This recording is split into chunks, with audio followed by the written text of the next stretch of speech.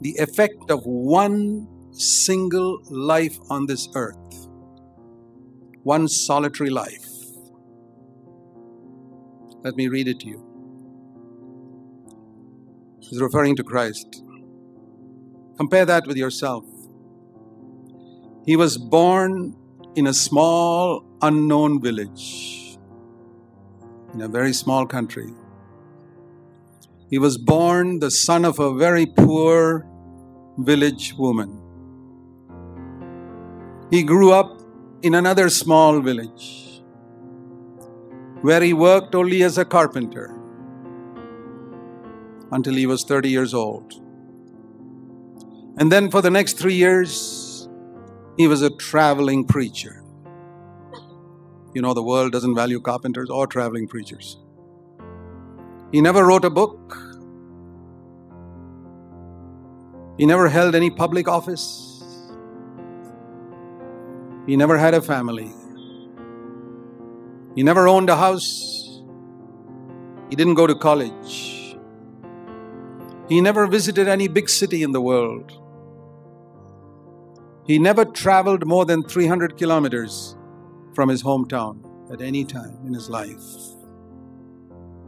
He never did any of the things that people usually associate with great people, the great things. He had no degrees after his name.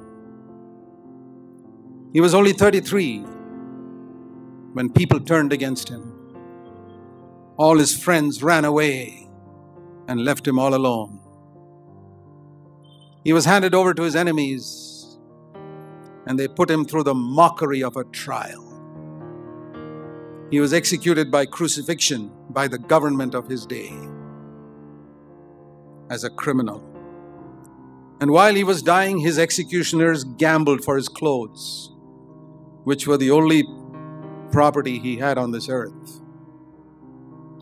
And when he was dead, because of the pity of a friend, they loaned him a grave to be buried in.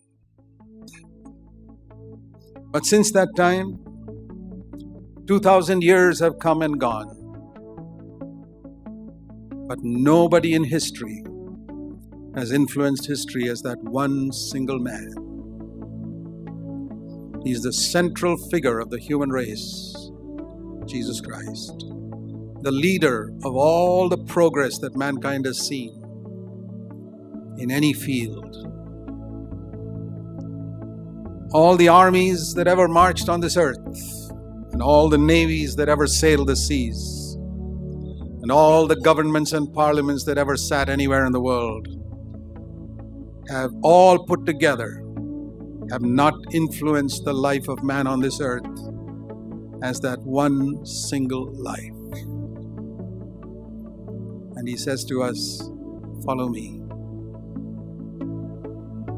You don't have to be famous, brothers and sisters. You don't have to write a book. You don't have to own a house. You don't have to have a family. If you have these things, thank God for it. I'm not saying anything wrong with these things. I've written books. I've got a house. I've got a family. But what I say is, if I think these things mean anything, it's a question of how you live your life before God. One life can influence millions if you live before God. That's so important.